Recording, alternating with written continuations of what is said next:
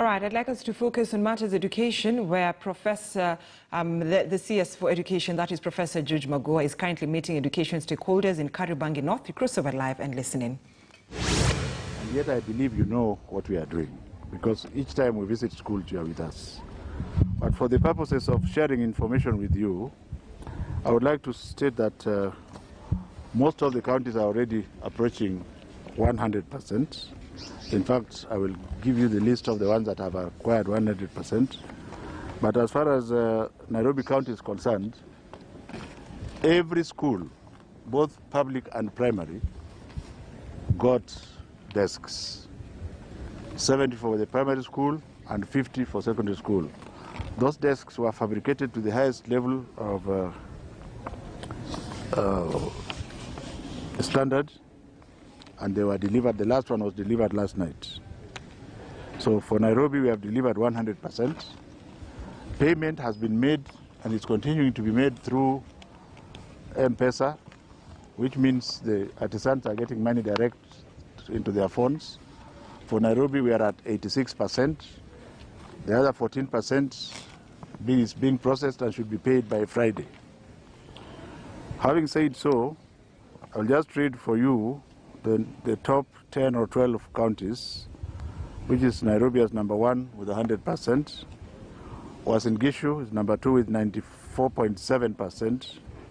And thank God, Siaya is number 3 with 91.5%. Otherwise, I wouldn't have known how to face His Excellency the President. Vihiga is number 4 with 90.08%. Kisumu is number 5 with 88.2%. Nyandarua is number 6 with 84.5%. Nyeri is number 7 with 82.8%. Kiambu is number 8 with 82.4%. And I'm also happy because that is the President's county, that is the first county. Number 9, Migori, 82.2%. Number 10, Machakos, 81.9%. Muranga, number 11, 81.8%. And finally, Busia, number 12, with 81.6%. Ladies and gentlemen, I'm not going to read through. I've given you a schedule of the various sub-counties. For example, in Nairobi, all the sub-counties have reached 100%. In Central, there is a schedule which will tell you, for example, Gatundu South, which is the first sub-county, has acquired 100%, among others like Nyandarua, Gatanga, and Kinangop, and what have you. In Nyanza, my most humble sub-county Game has also acquired 100%, among many others like Ntimaru and Kuria East. In Western, we have Busia and Mumias, along with Bungoma and Vihiga. Now in Rift Valley, I said this should be corrected. Kipkomo is in West Pokot. So the typists, again, have continued to type this wrongly.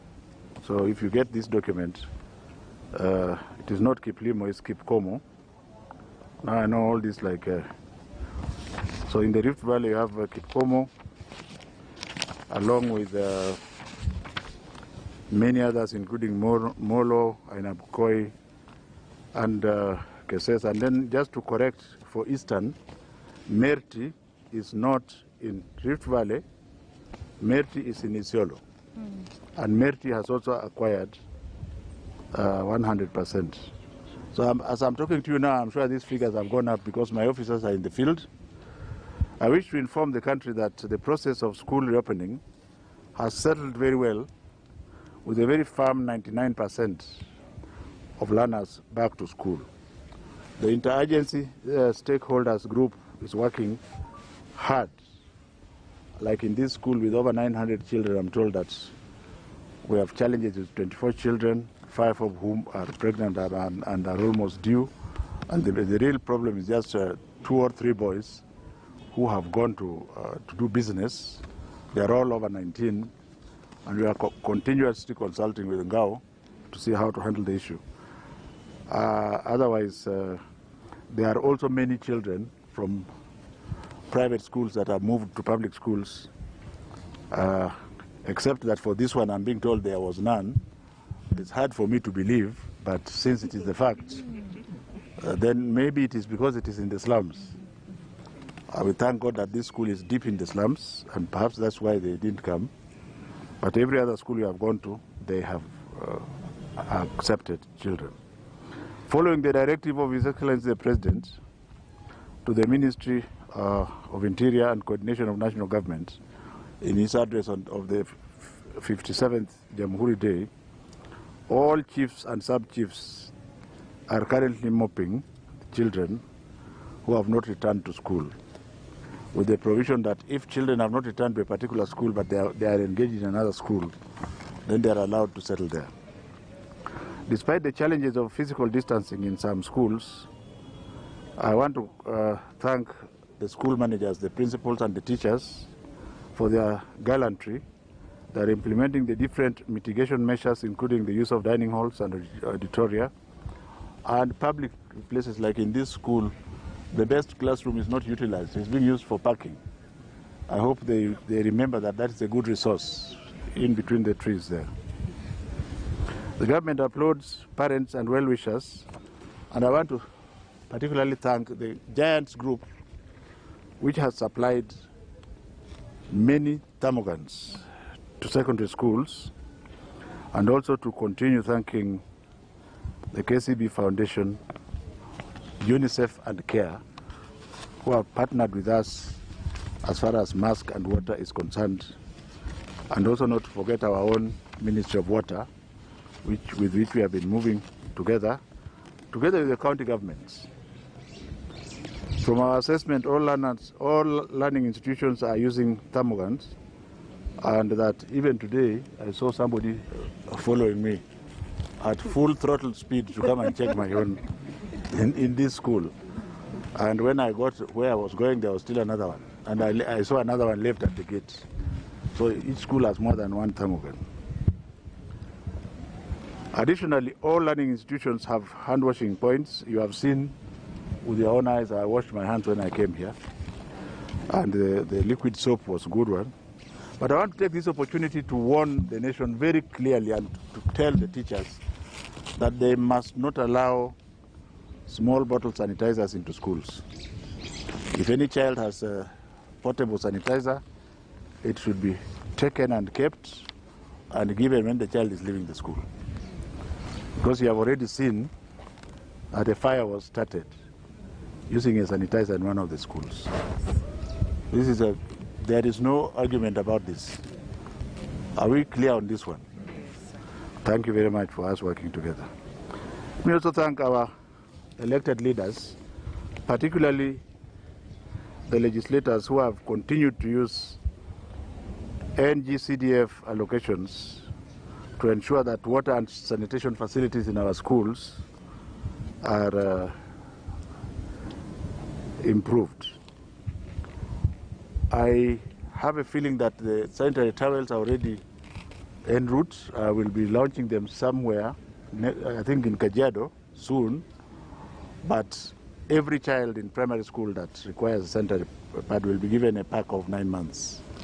We are in talks with Safaricom Foundation, and I think any time now we'll be telling you what we are going to do about the secondary school girls.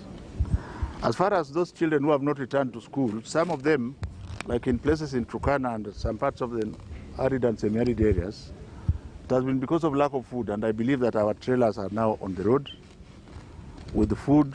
It has delayed because we had to follow procurement procedures, and including inspecting, so that you don't pack food which is rotten to go and be eaten with our children. So we have inspected 100%, the way we have said, and I think food should be in schools from this week onwards.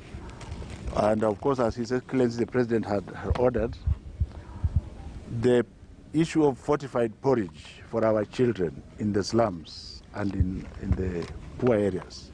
The fortified porridge has soya, and it has elements and vitamins. It's 10 times better than maize and beans or rice and beans. So the young children in grades 1 to 3 are going to start having their mug of fortified porridge, which should be able to help their brain grow properly, because the brain only grows for a certain period, after which is only the body that grows. The brain has already stopped growing. And if you don't give it the correct nutrition to grow, then the body will be there, but you will not be thinking very much, isn't it? Finally, ladies and gentlemen, I want to just re-emphasize one thing. The government prioritized education as an important aspect of what it is doing. And as a result, money was released to schools, 4.6 billion to primary and 14.9 billion to secondary school. Because of that, we are implementing His Excellency's directive that no child shall be sent home for school fees. Let us not take this for granted. Mwalimu, no child shall be sent home for school fees. You can manage with the parents. You are healthy. You have legs and transport. You can visit the home and confirm that this one, they can pay so much. Other than sending the child home, you go to the home to check which home you are sending the child to. If you are sending the child back to Korogocho, do you think the gates of heaven will be open for you? They will not be open for you. And then we have also said that soon, the next tranche of money, this was 50% value, isn't it? 25%, we are doing another 25%. This was 25%.